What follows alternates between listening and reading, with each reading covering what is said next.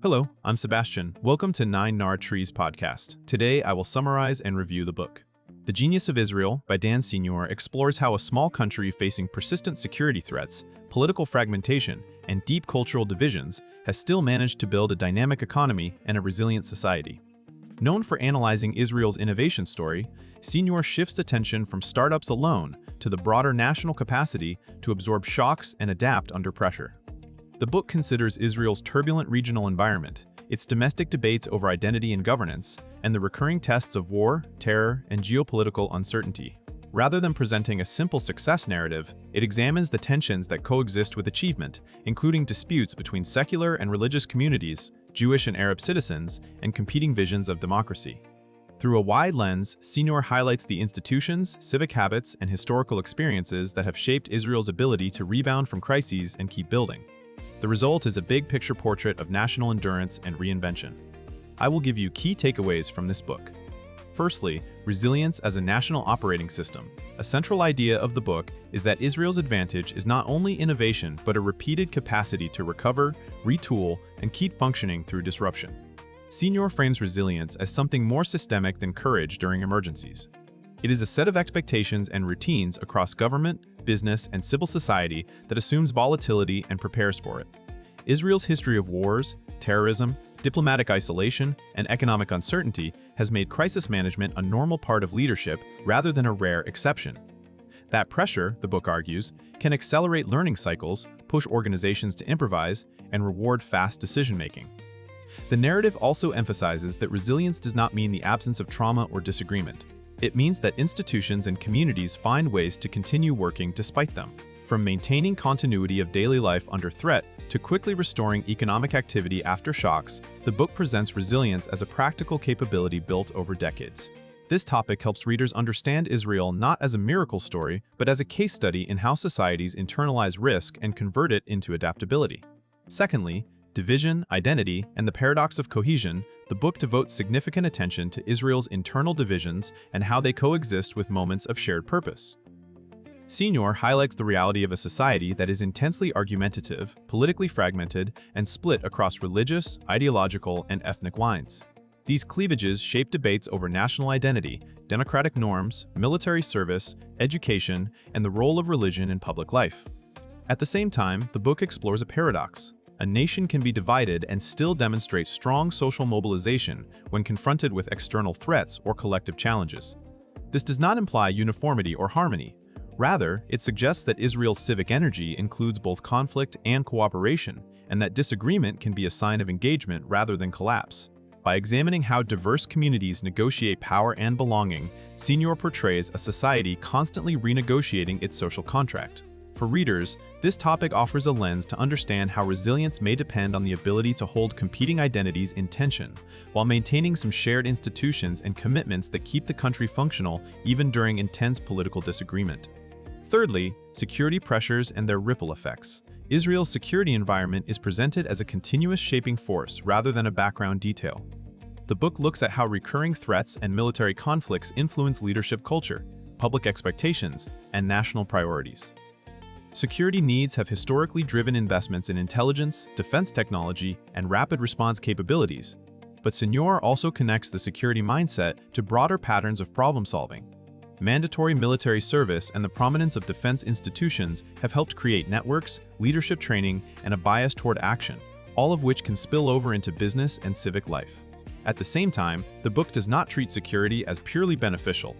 Persistent conflict strains social cohesion, affects international perceptions, and can intensify internal moral and political debates. This topic clarifies how a nation can be simultaneously hardened and vulnerable, innovative and constrained. For readers unfamiliar with Israel, the discussion provides context for why public discourse is often urgent and why resilience is continuously tested. It also helps explain why Israeli decision-making may prioritize speed and redundancy, reflecting a lived assumption that circumstances can deteriorate quickly and without warning. Fourthly, institutions, networks, and the innovation ecosystem beyond startups. While Israel is widely associated with entrepreneurship, Senor broadens the conversation to the institutions and networks that make adaptation possible. The book links national resilience to dense relationships across the military, academia, diaspora connections, venture capital, and policy frameworks that encourage experimentation. Instead of treating innovation as a collection of isolated success stories, it is presented as an ecosystem with feedback loops, where talent circulates and ideas move quickly from one sector to another. The emphasis on networks matters because it suggests that resilience is socially distributed. When people are connected across industries and communities, knowledge transfers faster and resources mobilize more efficiently during crises. Senor also highlights how Israel's small size can be an advantage, allowing leaders and institutions to coordinate rapidly and learn from failures without prolonged bureaucracy. This topic is useful for readers interested in economic development because it shifts the question from how to create more startups to how to build connective tissue that supports reinvention. It also underscores that resilience depends on credible institutions and practical collaboration, not only on individual brilliance. Lastly, lessons for other democracies in a turbulent world. A major contribution of the book is its relevance beyond Israel. Senor positions Israel as an example of how democracies can operate amid polarization, external threats, and rapid technological and geopolitical change. The discussion invites readers to consider what features of Israeli society are transferable and what are uniquely tied to history and geography. Transferable lessons include building a culture that anticipates disruption, developing leadership pipelines that reward responsibility under pressure, and investing in institutions that can learn quickly. The book also raises questions about the costs of constant mobilization and the dangers of allowing divisions to become existential. For readers in other countries facing political fragmentation, the Israeli case becomes a mirror for examining social trust, the capacity of government to act, and the role of civic participation. This topic emphasizes that resilience is not merely emergency response, but a long-term orientation toward uncertainty. By drawing attention to practical mechanisms rather than slogans, the book encourages leaders, entrepreneurs, and citizens to think about how to design systems that keep functioning when consensus is scarce and the world is unstable. In conclusion, this book suits readers interested in geopolitics, national security, political polarization, and economic development, as well as anyone who wants a realistic look at how a modern democracy survives repeated shocks. It is especially valuable for business leaders, policy professionals, journalists, and students who already know the headline story of Israel as a startup nation and want to understand the deeper social and institutional machinery behind endurance. The practical benefit is perspective. Senor frames resilience as a set of habits and systems that can be studied, strengthened, and debated, not as a mysterious national trait.